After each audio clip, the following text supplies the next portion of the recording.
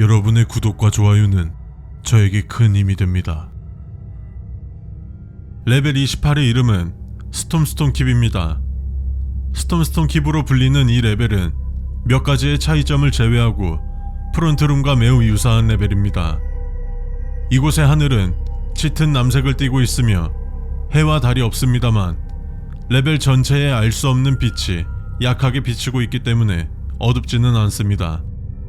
땅은 하늘보다 더 짙은 파란색이며 이곳으로 올 때에는 반드시 에린이나 후레쉬 같이 주위를 밝힐 수 있는 것들을 가져오는 것이 좋습니다.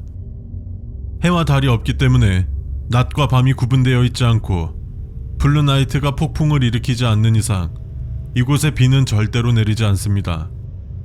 사진에 보이는 성체를 중심으로 약 3마일 정도는 안전지대입니다. 레벨 28에 온다면 어떤 상황이든 이곳을 떠나는 것은 좋지 않은 선택입니다. 스톰스톤킵은 낡았지만 우리가 머무르기에는 충분한 거처입니다. 버려진 유럽 중세의 성처럼 보이며 숲이 우거진 계곡 중앙에 큰 언덕에 위치하고 있습니다. 레벨 내의 많은 식물들은 프론트룸의 식물과 유사하지만 최근 조사에 따르면 이 식물들은 가연성이 있는 것으로 밝혀졌습니다.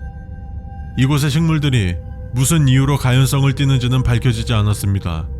그리고 식물들을 뽑거나 죽으면 다시 자라나지 않기 때문에 제거하지 않는 것이 좋습니다. 혹시라도 제거해야 하는 상황이 온다면 절대로 불을 사용해서는 안 됩니다.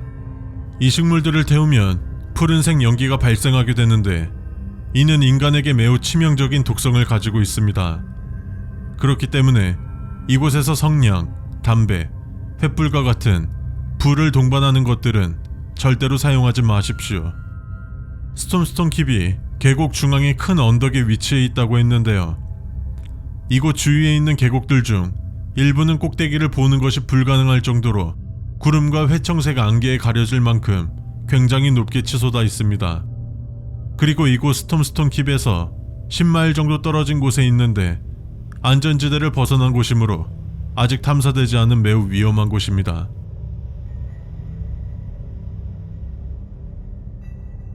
안전지대의 경계 밖은 스톰스톤이라는 물체로 구성되어 있습니다. 이 광물은 가연성, 부식성 및 폭발성이 높고 휘발성이기 때문에 굉장히 위험합니다. 스톰스톤킵 외부의 산은 스톰스톤으로만 구성되어 있습니다. 적절한 보호장비 없이 이곳에서 움직인다면 폭발이 일어나고 주변과 거대한 연쇄 반응을 일으켜 걷잡을 수 없이 커지게 됩니다. 주기적으로 레벨 28에서 굉장히 거세고 격렬한 폭풍이 발생하는데 안전지대 밖의 지역에만 영향을 미치고 안전지대에는 영향을 주지 못합니다. 번개는 꽤 자주 치며 물체에 닿을 때마다 새로운 폭풍우를 생성합니다. 지금 화면에 나오는 사진은 레벨 28의 블루나이트입니다. 놀라운 건 지금 사진은 블루나이트가 직접 핸드폰으로 자신을 찍어서 보낸 것이죠. 레벨 28의 유일한 엔티티입니다. 이곳에는 블루나이트를 제외하곤 어떤 엔티티들도 존재하지 않습니다. 이 엔티티는 남성으로 확인되었고 속이 빈 파란색 갑옷입니다. 그는 인간의 움직임과 거의 똑같이 움직일 수 있습니다. 그리고 그는 마주치는 사람마다 상대가 쓰는 언어로 말할 겁니다. 한국 사람을 만나면 한국말로, 일본 사람을 만나면 일본말로, 이런 식으로 말이죠. 이 엔티티는 사라라는 에미지 탐험가가 이 레벨로 최초로 노클립되며 발견하였습니다. 그녀는 이 개체를 블루나이트라고 부르기 시작했고 이 개체의 이름이 되었습니다. 이 레벨에는 생존자 그룹이나 전초기지는 없습니다. 하지만 블루나이트는 이곳에 누군가 오길 원하고 있죠. 레벨 5의 벽에서 푸른 시골이나 탑의 그림을 찾으면 이 레벨로 들어올 수 있습니다. 에미지의 탐험가 사라가 이 방법으로 레벨로 진입했다고 합니다. 그리고 레벨 14를 굉장히 오랜 시간 방황하다 보면 이곳으로 올 수 있다는데 이 방법은 그리 추천하지 않습니다. 이유는 레벨 14를 안다면 충분히 이해할 수 있습니다. 출구는 기록해놨지만 어떤 방법인지는 몰라도 블루나이트가 계속해서 지워버리고 있습니다. 이 레벨에 간다면 블루나이트에게 출구를 물어보십시오.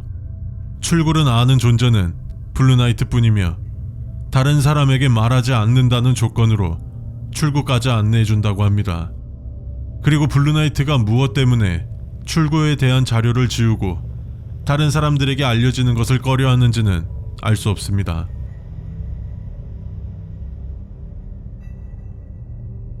앞에서 블루나이트가 직접 사진을 찍어 전송한다고 했는데 그가 핸드폰을 이용하여 에미즈로 자신의 이야기를 한 것을 녹음해둔 자료가 있습니다. 어떻게 핸드폰을 얻었는지, 또 사용법은 어떻게 알았는지, 자신이 누구인지 등등 자세하게 이야기를 해주었는데요. 함께 들어보겠습니다. 사라는 나에게 백룸과 이미지 그리고 사회에 대해 많은 것을 알려주었습니다. 그녀는 나에게 핸드폰 사용법도 가르쳐 주었죠. 이것만이 당신들에게 연락할 수 있는 유일한 방법입니다. 그녀가 떠나기 전에 그녀의 전화기를 훔쳤습니다. 아마도 그녀는 내가 전화기를 달라고 했어도 줬을 겁니다. 하지만 안타깝게도 배터리가 부족해서 금방 꺼질 것 같습니다. 꺼지기 전에 제 이야기를 해드리겠습니다. 나는 블루나이트입니다. 이 세상에는 나 말고 아무도 없었습니다. 변하지 않는 것은 없으며 시간이 얼마나 흘렀는지 알 수 있는 방법이 없었습니다. 시간이란 무엇입니까? 이해하려고 계속 노력했지만 생각할수록 윙윙거리는 소리가 심해집니다.